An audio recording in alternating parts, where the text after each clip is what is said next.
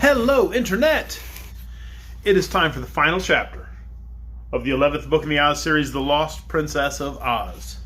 Tonight we read chapter 26, the ending of Lost Princess. Tomorrow night, 8 o'clock, right here on Facebook Live, we're going to start the 12th book, The Tin Woodman of Oz. But tonight is chapter 26, Dorothy Forgives. The gray dove, which had once been Ugu the shoemaker, sat on its tree in the far Quadling country and moped, chirping dismally and brooding over its misfortune. After a time, the Scarecrow and the Tin Woodman came along and sat beneath the tree, paying no heed to the mutterings of the gray dove. The Tin Woodman had a small oil can from his tin pocket, and carefully oiled his tin joints with it.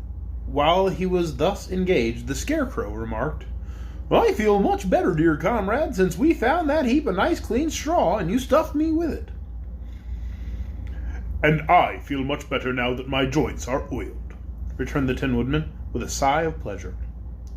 "You and I, friend Scarecrow, are much more easily cared for than those clumsy meat people, who spend half their time dressing in fine clothes, and who must live in splendid dwellings, in order to be contented and happy. You and I do not eat, and so we are spared the dreadful bother of getting 3 meals a day.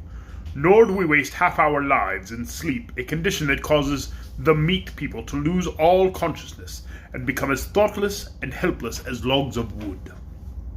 "You speak truly," responded the Scarecrow, tucking some wisps of straw into his breast with his padded fingers. "I often feel sorry for the meat people, many of whom are my friends. Even the beasts are happier than they, for they require less to make them content.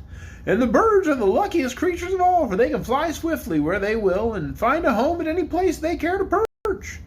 Their food consists of seeds and grains they gather from the fields, and their drink is a sip of water from some running brook. If I could not be a Scarecrow or a Tin Woodman, my next choice would be to live as a bird does." The gray dove had listened carefully to this speech, and seemed to find comfort in it, for it hushed its moaning, and just then the Tin Woodman discovered Cake's dishpan, which was on the ground quite near to him.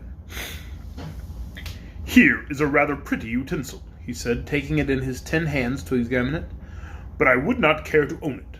Whoever fashioned it of gold and covered it with diamonds did not add to its usefulness, nor do I consider it as beautiful as the bright dishpans of tin one usually sees.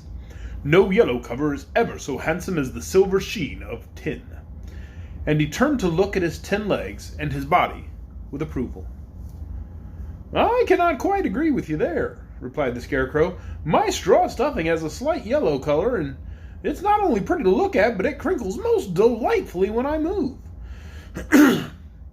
"Let us admit that all colors are good in their proper places," said the Tin Woodman, who was too kind-hearted to quarrel. "But you must agree with me that a dishpan that is yellow is unnatural. What shall we do with this one which we have just found?" "Well, let us carry it back to the Emerald City," suggested the Scarecrow. "Some of our friends might like to have it for a foot bath, and in using it that way, its golden color and sparkling ornaments would not injure its usefulness." So they went away and took the jeweled dishpan with them, and after wandering through the country for a day or so longer, they learned the news that Ozma had been found. Therefore they straightway returned to the Emerald City and presented the dishpan to Princess Ozma as a token of their joy that she had been restored to them. Ozma promptly gave the diamond-studded gold dishpan to Cake the Cookie Cook, who was so delighted at regaining her lost treasure that she danced up and down in glee, and then threw her skinny arms around Ozma's neck and kissed her gratefully. Cake's mission was now successfully accomplished, but she was having such a good time at the Emerald City that she seemed in no hurry to go back to the country of the Yips. It was several weeks after the dishpan had been restored to the Cookie Cook when one day, as Dorothy was seated in the royal gardens with Trot and Betsy beside her, a gray dove came flying down and alighted at the girl's feet.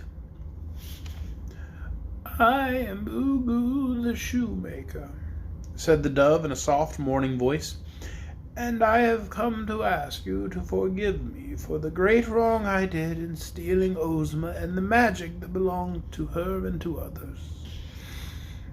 "Are you sorry, then?" asked Dorothy, looking hard at the bird. "I am very sorry," declared Ugu. "I've been thinking over my misdeeds for a long time.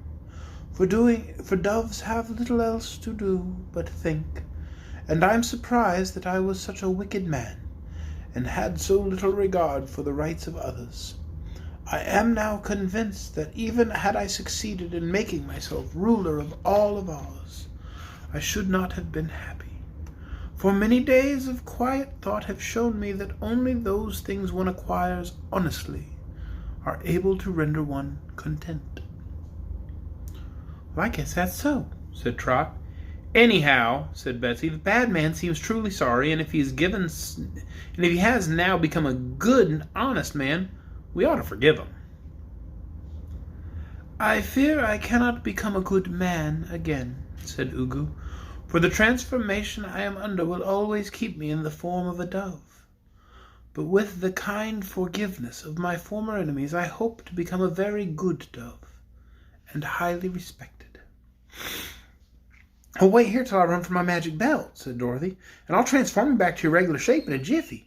No, don't do that, pleaded the dove, fluttering its wings in an excited way. I only want your forgiveness. I don't want to be a man again. As Ugu the shoemaker, I was skinny and old and unlovely.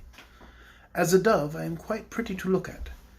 As a man, I was ambitious and cruel, while as a dove I can be content with my lot and happy in my simple life. I have learned to love the free and independent life of a bird, and I'd rather not change back. Just as you like, Ugu, said Dorothy, resuming her seat. Perhaps you're right, for you're certainly a better dove than you were a man, and if you should ever backslide and feel wicked again, you couldn't do much more harm as a gray dove. Then you forgive me for all the trouble I caused you? He asked earnestly. Of course. Anyone who's sorry just has to be forgiven. Thank you, said the gray dove, and flew away again. The end. That is the end of The Lost Princess of Oz, the 11th book in the Oz series. I do hope that you will join us tomorrow night as we continue our journey through Oz with the 12th book of the Oz series, The Tin Woodman of Oz. I've heard a bit about this book, and I think it's going to be really interesting.